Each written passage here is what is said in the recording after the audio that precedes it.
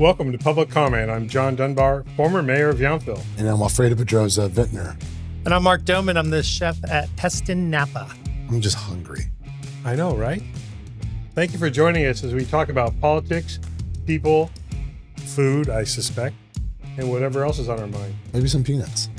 By the end of the summer, I was like in the pantry making salads. I was actually pretty good at The it. fact that you were awarded Michelin-star for many years. You know, you got to figure out what you're going to do with yourself, right? That's the immigrant nature. You're launching a brand new restaurant from scratch.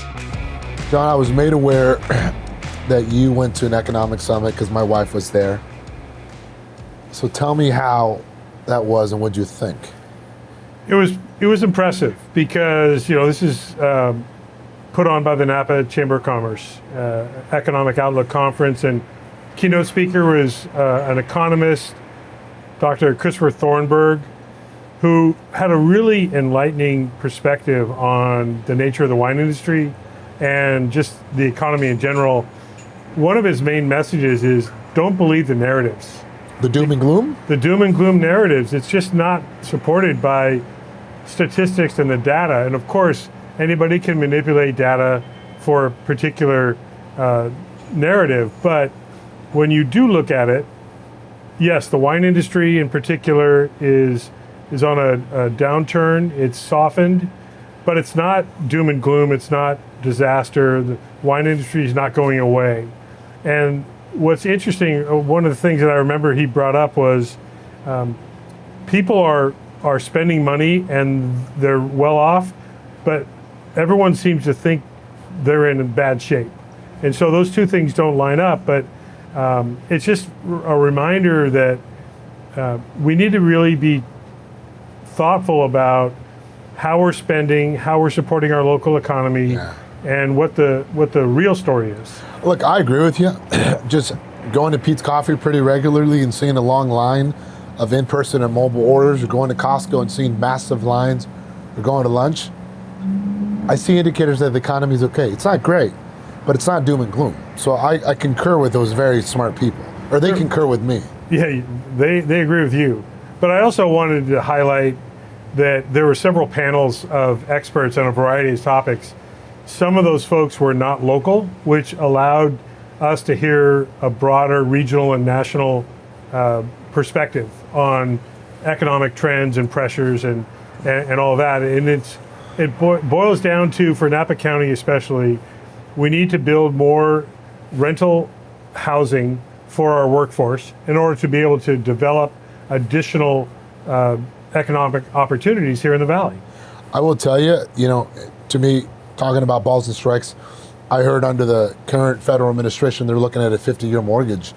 And just first reaction, in terms of making it more affordable, I'm glad someone's throwing something new. I'm not saying that's a solution that you want people to try something different. And I commend them, and we should give credit where credit is due. A 50-year mortgage may not be for everyone, but guess what? If it's a way for people to get into home ownership, right, where they can stay and live where they work, and maybe they refi to a 30-year mortgage after, great. But I'm seeing some new hope, John, and that's exciting. Well, another thing on a broader global perspective about the wine industry, the great wine capitals met in Bordeaux. The boondoggle. But it's interesting that there were no letters to the editor or complaints, at least not on social media that I saw, complaining about Napa being involved in that this year. There's some real value, and I know you've gone on those and have brought back some knowledge and some value to Napa County. But what do you think about that? John, I was just surprised that there was no coverage from the Register to the letters to the editor from some of the known people that love to comment that said this was a boondoggle. Maybe it had to do with the people that went, John. I don't know. But I can tell you, right, because now I think you have validators. When we were there and we were on the executive committee, not just going to the tastings and the dinners and the meetings, in the working groups, you'd get off a 10-hour flight, go straight with the clothes you're wearing to an executive committee meeting to work, to get information, to understand how can you create partnerships, how can you create best practices and learn from one another.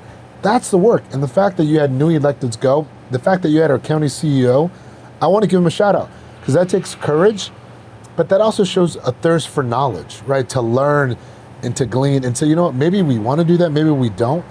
I want that. And we should encourage all the elected officials to go, and the staff, not all the staff, but most of them, to understand what it takes to prop this incredible industry that we have in our backyard up. One of the takeaways that I heard from somebody that went on the trip was a reminder of where Napa Valley is in the global wine perspective, that we are seen as a leader in the world. And what is it, 11 different regions, countries that are represented by the great wine capitals, and we are one of the top regions in the world, and we should embrace that. We should also do whatever we can to support that. Well, to me, it just shows you how fragile it is, right? That you can be number one today, it's not a guarantee for tomorrow, and how much intentional work it takes.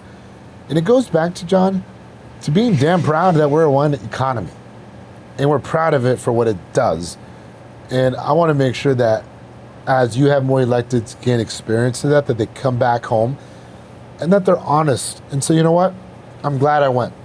I learned a lot. And be transparent around it. I think it's really important to add a perspective beyond just our county and recognize that we really have something special here.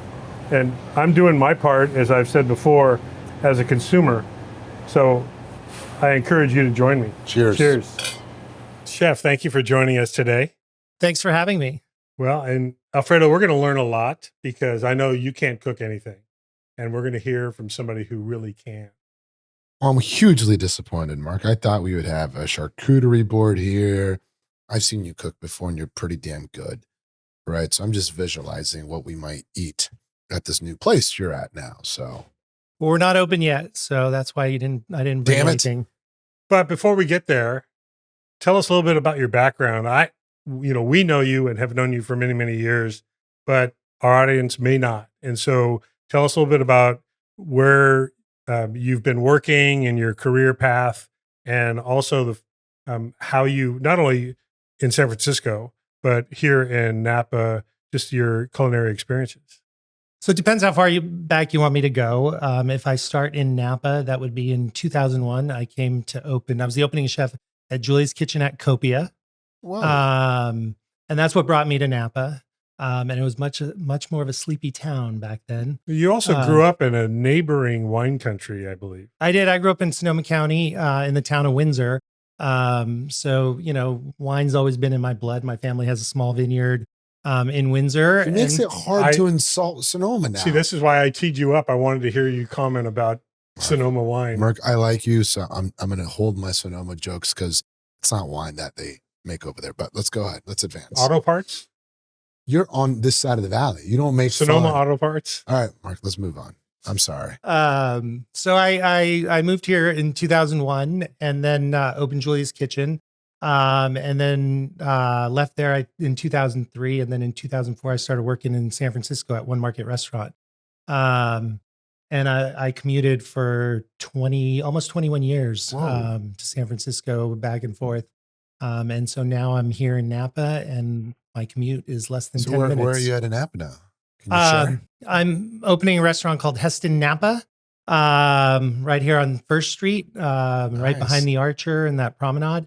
And we'll be opening on the 22nd of November. So it's pretty exciting. I love it. Before we talk about Hestan, I'm fascinated because, again, I grew up in a Latino family. We love to cook, and, meals are just part of kind of the social setting that, we love. But I've always been curious, Mark, like, how does someone want to become a chef? Like, did you grow up wanting to cook, or how did that get to that? How did you end up in that spot? So I sort of fell into it a little bit. My parents were both immigrants from Europe, and as we were getting older, they weren't so much focused on college. They was more about learning a trade, a craft. Smart. So as you're in high school, they'd be like, okay, what are you going to do with yourself? You got to figure out what you're going to do with yourself, right? That's the immigrant nature. You're totally right. Yes, and so that was kind of the environment. that I grew up in. And then to backpedal a little bit, when I turned 16, so we had a small vineyard, as I talked about. My dad would make me work on the vineyard. And when I turned 16, he was like, you need to start paying for your own gas. So you either get a job or I'll put you to work Or around don't here, drive. or I'll put you to work around here, right? So I was like, oh, I'm going to show you. I'm going to get a job. So I got a job in a little restaurant in Santa Rosa as a dishwasher. And then by the end of the summer, I was like in the pantry making salads and stuff like that. I was actually pretty good at it. So having that experience and then having the pressure of what are you going to do with yourself? I was like, oh, I'm going to go to culinary school. Really? So after high school, It also got you out of the house. I did. You could have been a farmer like me, man. I know. Gosh. Well, it still runs in my blood a little bit. So I decided to go to culinary school after high school. So that's how you got into it. But he's very much a farmer. You've seen his home garden. That thing is amazing. I've seen him cook. I know. That's you've had his amazing. food. Yeah. So, it's and it's a combination of both, right? If you have great ingredients, which the best ingredients you can grow yourself, right? Being a farmer and, it makes cooking that much more easy. So when you launched Julia's Kitchen, and I know that that's also your connection with Stanley Chang, who's Hestan, Helen and Stanley's names merged together. You go way back to then with Stanley and Helen, but when you launched Julia's, and then when you got into some of your other restaurant situations, even before One Market, how were you kind of honing your skills from the pantry where you're making salads to having the fine dining skill set that you have, the fact that you were awarded Michelin-star for many years at One Market, but that's a career path. That's not just cooking on the pizza oven in the backyard. Grilling in the backyard. Yeah.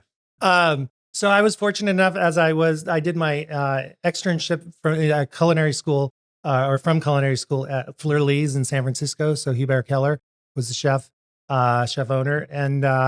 And so I was lucky enough to be able to do my externship there. And as I was graduating culinary school, he had an opening for a cook. So I took the job. And at the time making $8 an hour, but that was a long time ago. Ouch. But it gave me a clear vision, sort of a career path. And you got family meals at least, I hope. Absolutely. Okay. And then, he became my mentor. And whenever I was going to make a career move, I'd always talk to him as well about it, see if it was a good move or not, because he was extremely, extremely successful. So he was kind of, I had always asked him about career moves before I made them. Then after culinary school and working for a few years, then I went back to college and got my undergrad in hospitality management at the University of San Francisco. And when that finally finished that, then I decided to move to New York City and work in New York. I didn't know that. Because, Before you continue, What do we we cheer- can't say that these aren't just props. Yeah. We want to just Cheers. cheers to your Cheers. journey. Cheers. Wow, New York. I'm not sure you're going to want to go there anymore, But anyway, so I moved to New York City. I worked for some of the chefs that I worked for, David Burke, who's, been extremely successful. Gray Coons at the time was at the, he's actually passed away since, but he was at the, oh my God, now I'm blanking on it.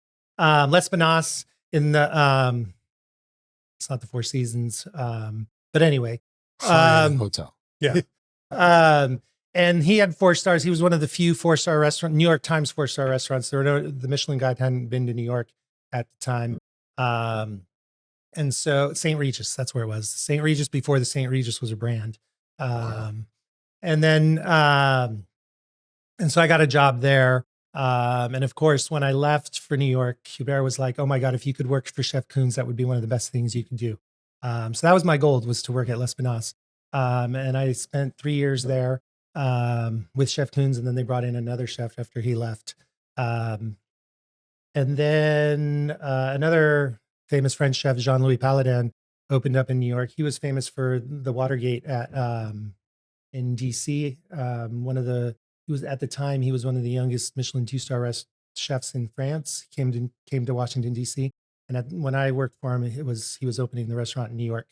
Um, and so I got that chance to work for him. And then before I came back, then I took the job to come back to work at Copia. But before that, I did some staging in Europe. And staging is where you work for free, basically, in a Michelin 2 or 3-star It's restaurant. like our podcast. Yeah. Right. You work for free. They give you room and board. And it's just a way to learn. And so I did that in a Michelin 2-star restaurant in Switzerland called Petermann's Kunststube, in Germany in the Black Forest, Schwarzwaldstube, and then at Louis Cannes in Monte Carlo for Alain Ducasse. I spent time in Holy all. shit. That's too bad. And that's where it opens your eyes. You don't do a lot. You kind of do a lot of grunt work for guys, but you can observe and you get to taste a lot and you get to experience a lot. So it's very eye opening. You learn a lot of new techniques. And then from there, I came back to open Julie's Kitchen. I was fucking hungry going into this. Now you're starving. Now I'm starving. Yeah. Not cool, Mark. So that also explains your kind of French and European styles as you have local, and that's one of the beautiful things about Napa is to be able to cook with local ingredients, seasonal ingredients, but then you have those skills that you kind of tailor it to what you want to make. Correct. It's like classic French training, a lot of it. And then, so once that's part of your DNA, then you can apply it to whatever ingredients you have. And to get the results that you're hoping to get. So you worked with some incredible people though, Mark, and now you're here in Napa. How does that influence kind of the menu that you want to see, or how does that work for a chef like you that, you've been all over the world, right? And you've seen so much. So how do you curate what you want to do now? So the number one thing I do is I create food that I like to eat first, right? So it's got to be something that I like to eat. You should have been a chef. Damn it. So you can just be a taster. Yeah. So from there, then it's, I search out the best ingredients. And, for the opening of Hestan, I kind of did a little research. I want to use ingredients that are not all that common right now in restaurants in Napa, just to give people a little different taste of food. There's a lot of pasta in Napa. There's a lot, there's a lot of certain things. There's a lot of, one of the things I love to cook is octopus, but I saw it on 4 menus. So I'm like, I'm not touching. So what are you going to do here? Can you give us a little preview, or is this off limits? I don't. No. So, we're going to do some grilled squid instead of octopus or calamari, duck liver mousse, some crudos. I got some dry aged beef, some duck, That's a bad question. Little mixture of everything. As soon as Dungeness crab, looks like Dungeness crab season is going to start a little sooner this year than in the past couple of years. So there'll be some Dungeness crab on the menu.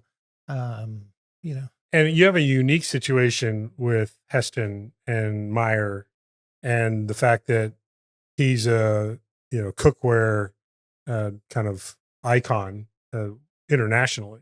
So you have access to some pretty sweet equipment also that you've been able to help kind of set up in the new space, right?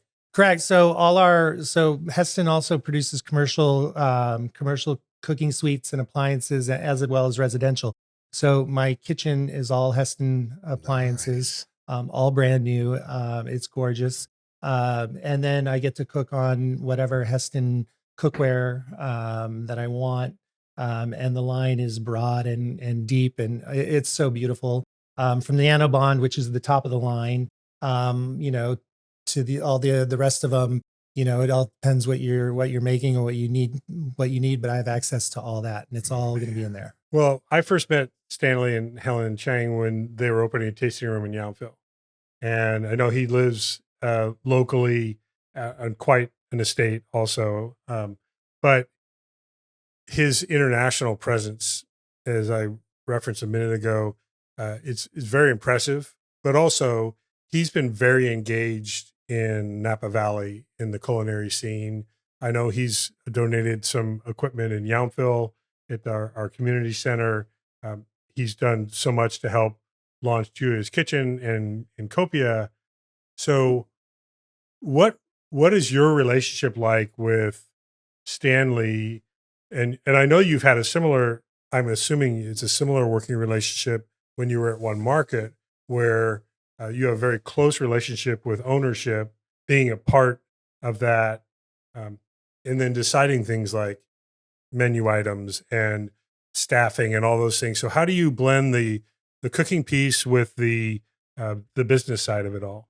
Well, that's the key, right? Because just cooking is great. That's more like a hobby. But when you actually have to run a business, that's what makes it the most challenging part. Um, so, yeah, Stanley has been a big supporter of the Napa Valley. He was a trustee at Copia. He was a big supporter of Wow. of Copia. And then he has the business in Yountville, the tasting room in Yountville. Produces incredible wines as well. And so, when I went to talk to Stanley about this opportunity, it was pretty easy and a great conversation. Um, and we since I've started, I've been cooking for him, doing some recipe testing, and it's just open conversation. And if there's something, he loves feedback on the cookware or the appliances or anything like that, because ultimately, he wants it to be the best. That's what maybe that's your role is during the menu, the cook tastings, trying to figure out what to You're serve. talking about food when I said I'm starving. Yeah, What a great friend you are, I'm John. just teasing you. That's all. But I want to pivot, because, Get away from the food. yeah, being a chef, being a winemaker, right? We're drinking wine, and I have a lot of winemaker friends, Right, Mark. we are drinking. And one of the things they say is, they love the challenges of every vintage, right? It challenges them differently. With food, right? How does that challenge you, right? Because you said you've been doing this for over 20 years. That's a damn long time, right? And you're pretty damn good at it because we've had your food. But what makes you want to keep doing this every day, right? To make food, to prepare meals. Well, the challenge is consistency, right? Because you're only as good as your last meal. So to be That's- consistent on a daily basis is probably the biggest challenge. And then what brings you back is guest satisfaction, right?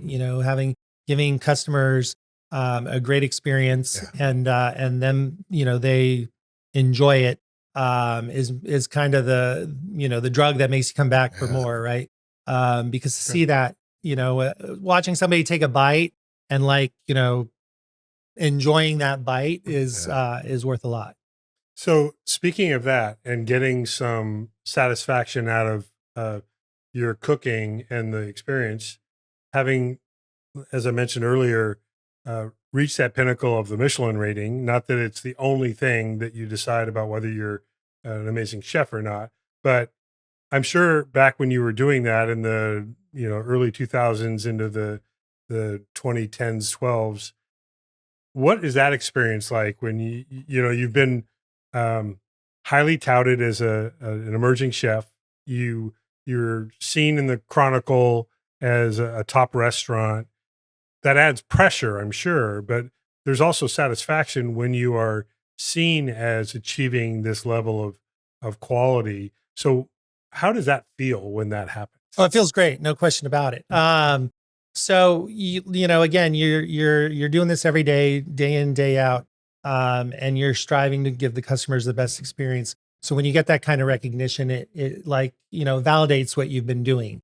That okay, this is I've been doing the right thing for and it's validated it, that's what you've been doing. So it means a lot. It means a lot. Does it add? I assume it adds pressure also that It, you now have a level of expectation that every time a guest comes into your restaurant, they expect that level of delivery. Absolutely, it does. It does do that as well. And I One Market was a big restaurant. We had over 160 seats. Oof. So I actually never expected to get a Michelin star there while I was there, because you don't see restaurants that large in Europe with Michelin stars. And the ones that I staged at, had like 30 seats. One was 16. And it was almost equal staff to equal guests, Yeah. right? There was a lot of labor there. So I never expected it, but when I got it, it was a very proud moment. That's awesome. Let me ask a question, because you talked about, seeing the satisfaction of people that come in and have your meals.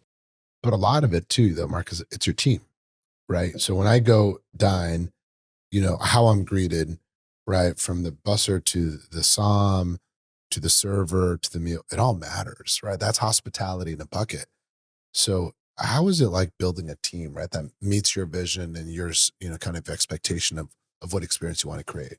No, you're absolutely right. That's the key. I mean, you're only one person, From fucking it up. and you can only, you can only do so much by yourself. So it is building the team and training them and keeping them motivated. Is that hard right now? To believe in your vision? Not necessarily. I mean, I think it takes time. It's hard. The labor pool has always been a little tight. But it just takes time to find them.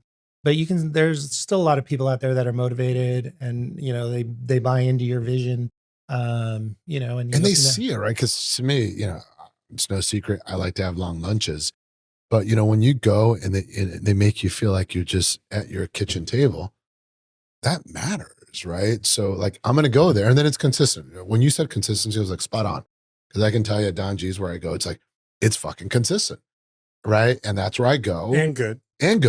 But to your point, right? The servers care. They know you by name. It's those little things that I think make a difference that I have seen in I'm not going to mention those restaurants that are new that sometimes don't have it. Right. And it's like, I want to be compelled to go back because I know if you make good food, that's step one, but there's so many other steps.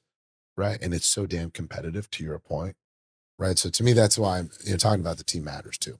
Well, I'm also curious what your expectation is now that you're not in San Francisco, because one market, you had a heavy, until the last post-COVID years, heavy kind of downtown corporate, visitors, lunch and dinner, very different population of your guests.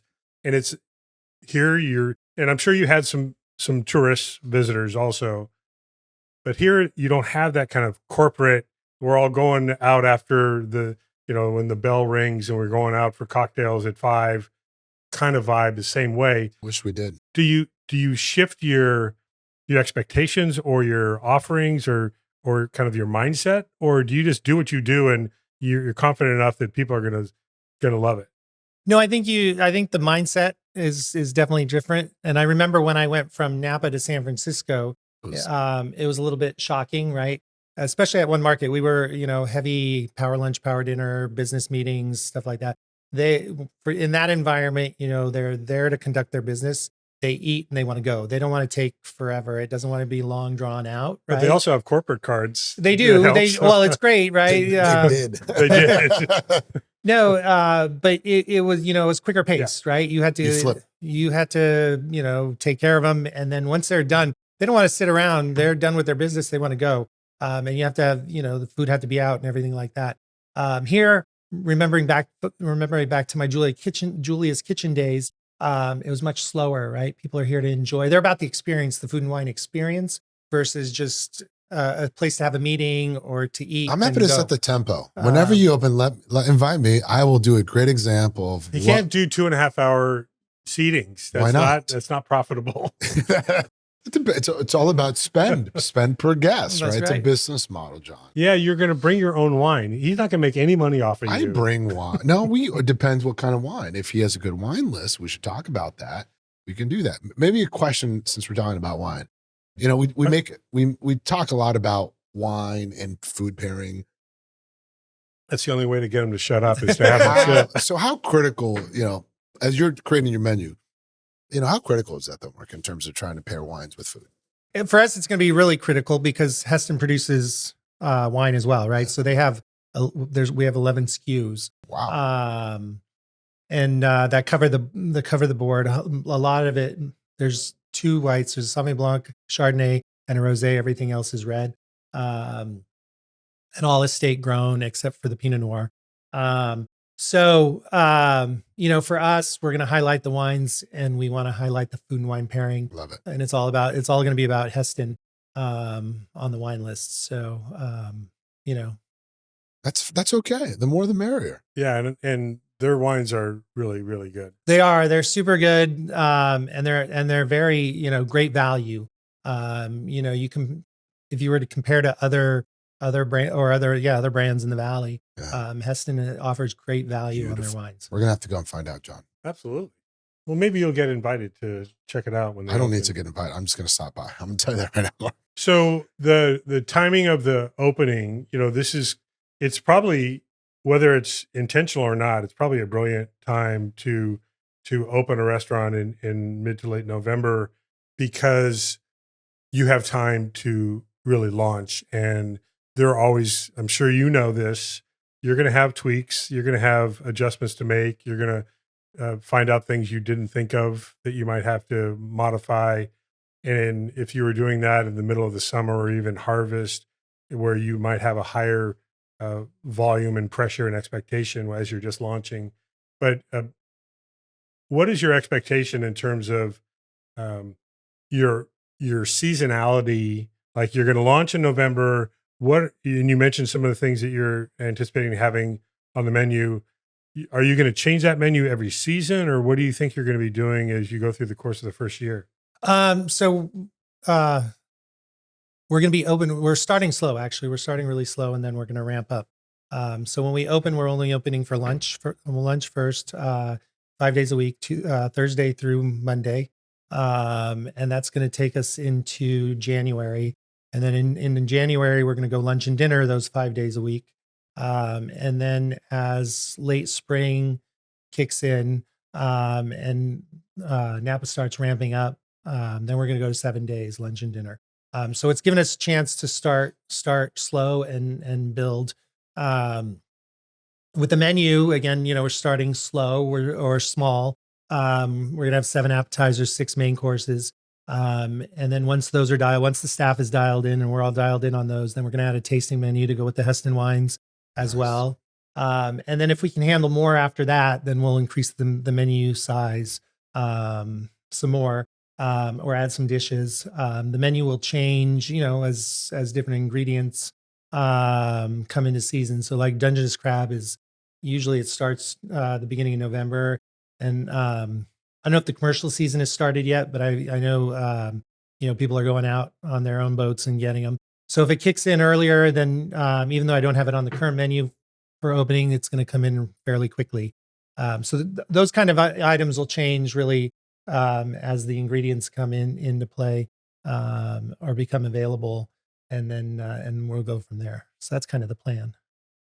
How does this feel from scratch? Like, maybe it's like Julia's Kitchen, where you're launching a brand new restaurant, and you haven't done that for a couple decades. So how are you feeling about this? Is there a different kind of energy, excitement, some pressure? What's going through your head? All the above. Yeah. So, based on the experience, I've done it before a couple times, opening brand new.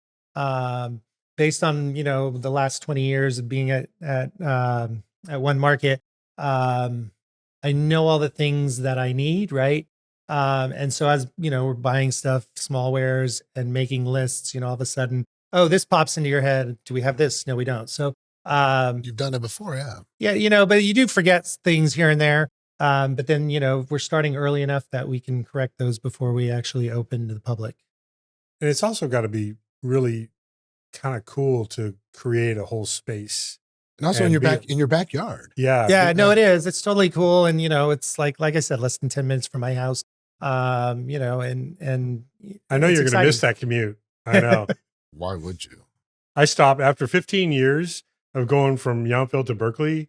I know the pain, but you did it in some crazy hours also. Yeah. That was like nobody there. You never had traffic because nobody in their right mind would have been on the road at that hour. But Deborah and I, we went to the city on Friday night, and the traffic was crazy, right? And I'm like, I do not miss this one bit, But there's also an expectation in this valley for the finest culinary experiences. Yeah. And I'm sure there was in downtown San Francisco as well. And kind of everywhere you've been, you weren't working at a dog on a stick kind of place. That was my hot dog on a stick reference. Okay, just moving on. But, took me a minute, but I got it. But I'm sure it came with peanuts too. Do you feel differently now than you did when Julia's Kitchen was opening? in terms of the restaurant culture, the expectations, the availability of seasonal ingredients, any of that. I mean, it's different than it was 20 years ago, I'm sure. It is different, and you have a lot of more. The older you are, a lot more confidence. I have a lot more confidence now than I did at Julie's Kitchen. Julie's Kitchen was my first executive chef job, right? So first time I took the reins. So there was a lot of unknowns or a lot of pressure. Where now I know I can handle the pressure, and I'm pretty confident in what I do. So that's that makes it a little bit easier. But there's still the unknown, there's the unknown. That can be exciting though. It is. Right? It is. Yeah. Oh, absolutely. So also you've got 2 daughters, and I know that one has just gone off to college. So you're also a dad. Yes. So how has that whole experience kind of impacted your life, and also, being a non-parent, I don't fully. John, let me just stop you right there. That means he's going to prepare the same amount of food when we go over, and that means more food for us. That's what I was worried about. No, don't reduce the amount of meals you prepare. That means more for us. More food for us. That's good. So that's one. Check that off. Yeah. But also, just priorities change when you have your daughters are becoming adults, and now you're taking on this new opportunity. It's just one of those things where you can be reflective, and it's like all the things you've done in 30 years of being a professional chef. It's pretty impressive. Yeah, and with the family, I mean, that's one of the things that I liked about One Market, right? My family adapted to that schedule, and even though it was a long commute, we were closed on Sundays, and then post-pandemic we were closed Saturdays and Sundays. So I had weekends, or I had at least one weekend day with the family. That's important. And up here we're going to be open Saturdays and Sundays, so that's going to be a little shift in my life. But we'll adapt. And now that the girls are older, it's not 100% as important that I'm home on the weekends, right? Because they have their Sunday lives. ski trips. They have their lives, and half the time they're not home anyway. Especially Sydney, who's at Cal Poly. But Riley's super busy, and you barely see her on the weekends. So that it makes it a little easier that they're older, that doing a little a career shift like this. But that's what made San Francisco or One Market so appealing. And we always had the major holidays off. The only one that we didn't have off, or that I didn't have off, was Thanksgiving. So this will be my first Thanksgiving in 21 years that I'm home cooking. No pressure. Yeah. But I think being able, to be 10 minutes away. Yeah. I think that is going to be so, knowing your family, knowing your wife and kids, I think that's going to be awesome. Yeah. Even if I get out late or whatever, it's still, 10 minutes. You don't have an hour drive. I don't have an hour drive on top of it. So no, it's totally looking forward to it. Okay, I got soccer, talking about family commitments. I got to go to soccer practice. All right. I know you love to keep talking, John. All right. So one last question. Your first Thanksgiving meal at home in 21 years, what are you going to cook? Turkey on the spit. On my outdoor spit is, if the weather's nice enough, it's going to be that. And then there's the family favorites. So even though I cooked Thanksgiving, or even though I wasn't home for Thanksgiving, Deborah and the girls would come into the restaurant and we'd sit down. So they have their favorites that we used to do at the. I got one more question. You know that thing we do that thing we do in December though, that's not in jeopardy, right? No. Oh, okay. Just want to make sure, because I'd have a very different opinion about your new venture if that was the case. Were you going to call Stanley and say, I he's not the right guy? I know Stanley. He's a good man. He wouldn't do that to us. All right. Since you're on a time limit, Chef, thank you so much. We're very excited. So you brought a little prop with you. Yes. Is that an example of what Hestan is offering? This is the catalog of cookware, and it's all made in Italy. He's got Hestan has 3 factories in Italy. He's got factories all over the world that manufacture different things, but all the Hestan cookware is manufactured in Italy. It is beautiful cookware, gorgeous. So when it's gently used and you want to just dispose of it, you let Alfredo and me know, and we'll take it off your hands. Beautiful. And it's all going to be available at Hestan Napa as well. So right on. Cheers. Cheers. Cheers. Cheers. To a successful launch. Yes. Thank you.